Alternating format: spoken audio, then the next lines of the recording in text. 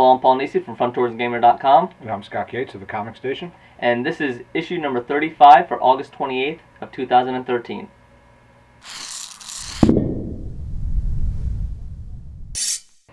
The new releases for today, we're going to kick off with the big one, is from DC Comics Batman Incorporated Special number 1.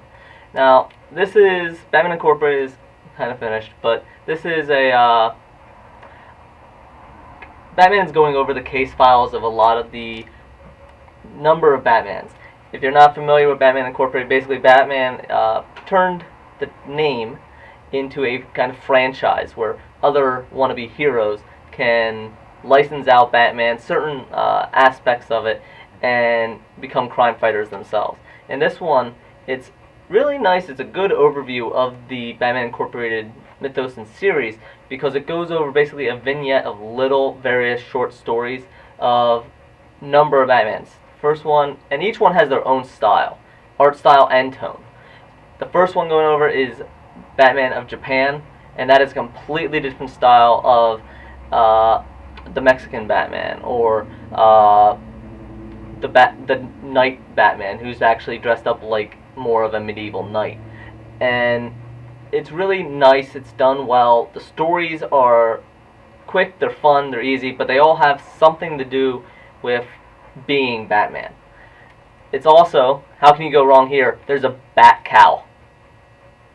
Come on, you gotta love Bat Cow. Absolutely. So it doesn't take itself too seriously, obviously, the idea behind it as well. But it's a nice overview, and it ends with a little, will it continue or not? So it's a nice introduction, it's a nice storyline. If you like Batman Incorporated, this is probably a nice little addition. If you haven't been reading or you're not up to it and you want to see something about it, this is a nice little introduction as well. For me personally, I'm not a huge Grant Morrison fan. Who wrote it can go a little off the rails for me. But it is something that I will actually do because I stopped reading Batman Incorporated, so I will go back and get an overview. And just as a side note, the Bat Cow does appear on the cover of the variant, the 1 in 25 variant, so if you really need to see the Bat Cow, he is on the cover of that. Yes. The next one we have here, I've been looking forward to this ever since we did our interview at the Philadelphia Comic Con with Zenescope. This is Grimm Fairy Tales No Tomorrow, and if you've seen our interview with Raven Gregory, basically this is a personal story to him, and there is a note on the back that makes it even more personal. In our interview, he went over about some loss, and there is a really touching note in the back that really brings it home as well. Basically, the Ceres, the goddess of death, comes to the Grimm Fairy Tales universe. There's glimpses and shadows of her, and wherever she goes, destruction follows, death comes as well. There's really great artwork scenes, really beautiful and meaningful as far as the character, and there is an interesting story where the main character, Pat, can see her, and you don't know why exactly. There was a little hint earlier where somebody else kind of saw her, but they were dying, so you don't know, is he touched by death in some manner? So that is really interesting. There's also a little mystery going on with one of the other co-workers, and are people making deals with death, or how and why is she picking certain locations to make mass devastation? In the opening scene, there's a 9.1 Richter scale in Denver. There is a quote in the front that goes over the little intro, and I thought it was nice, so I want to read it here, and I'm going to pick out parts of it. Is, a new horror enters the Grimm universe, and it's one whose name is often spoke in hushed tones and fearful whispers. Ceres, the goddess of death, will wreak havoc on an unsuspecting earth, and one family man will feel the effects more than any other. When death arrives at your door, there is no tomorrow. I thought that was really nice. It keeps up the tone very well throughout the entire time. Of course, Zenescope, beautiful artwork.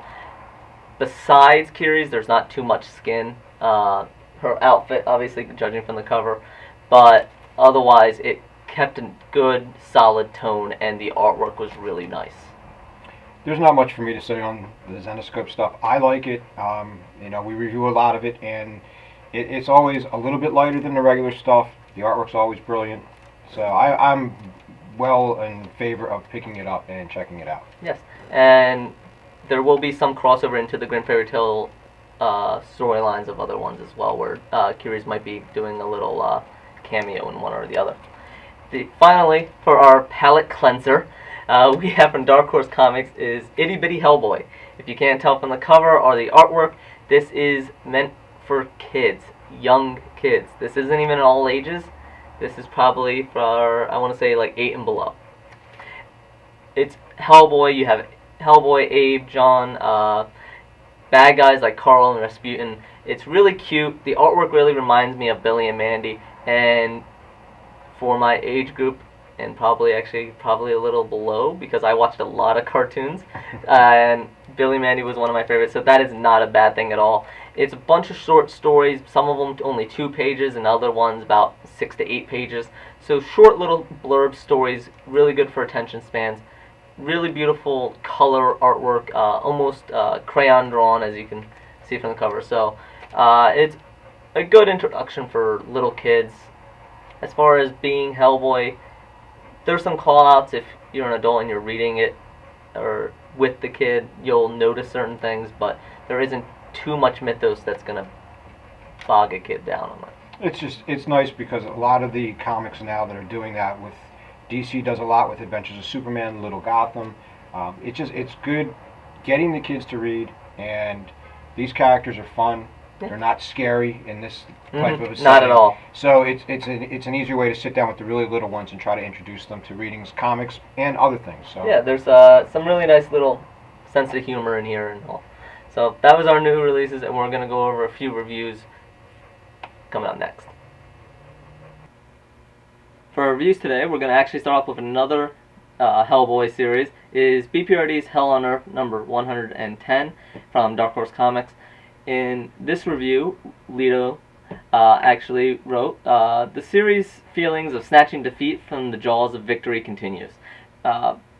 It's a little bit of a downer in the same way that Walking Dead is a bit of a downer. Every time they look like they're going to actually come out on top, they lose.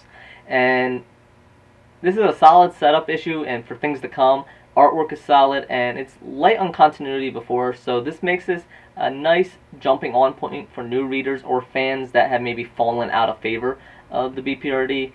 And the only downside to it is the overly dark tone and the cluttered storyline might turn some people off, but otherwise it's a solid B.P.R.D. entry, and it came out overall very good.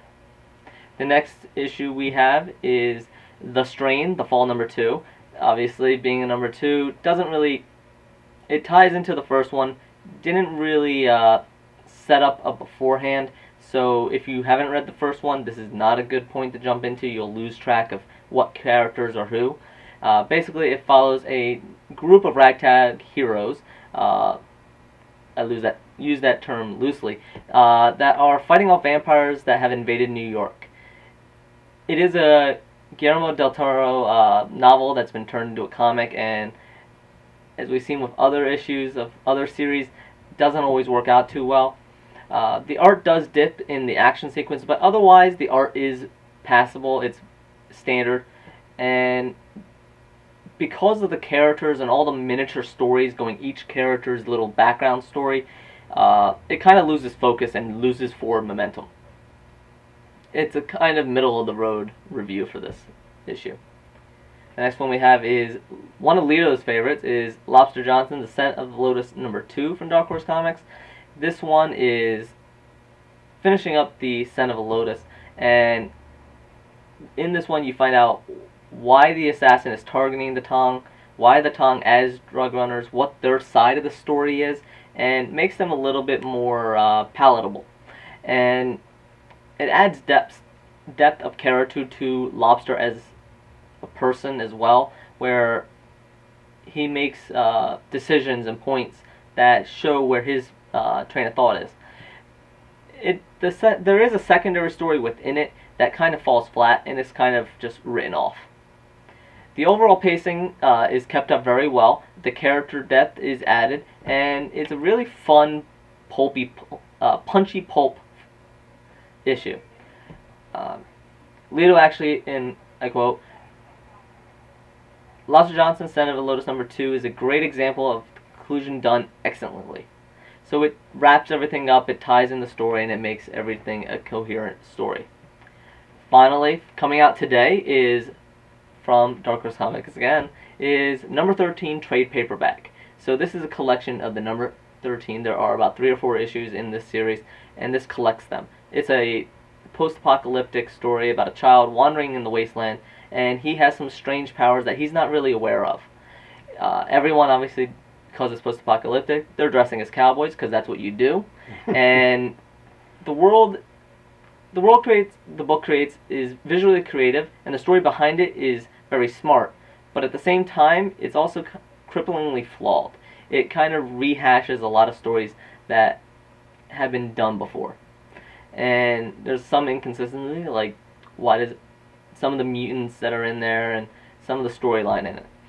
Number 13 is ultimately a pretty fun read. The world is imaginative to look at, and with some really cool character design, but it's pasted over shallow story that borrows a lot from tropes from better works.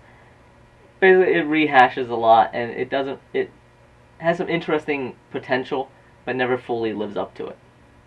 It did get a slightly better than mediocre score, and if you want to see the full reviews of any of these reviews that Leto kindly did for us, you can always check him out on frontwardsgamer.com.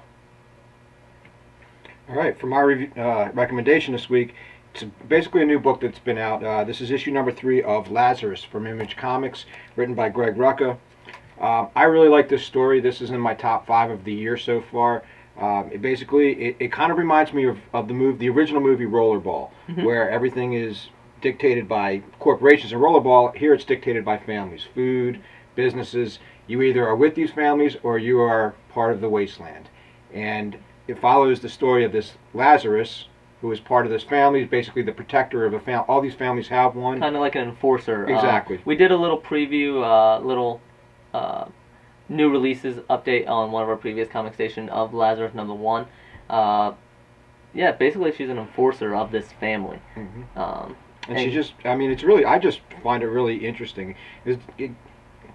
All these post-apocalyptic wasteland kind of things that are running around. It's a slightly different take on it. So it's held my interest so far, through the first 2 issues anyway. I'm looking forward to reading this, which I will probably do tonight.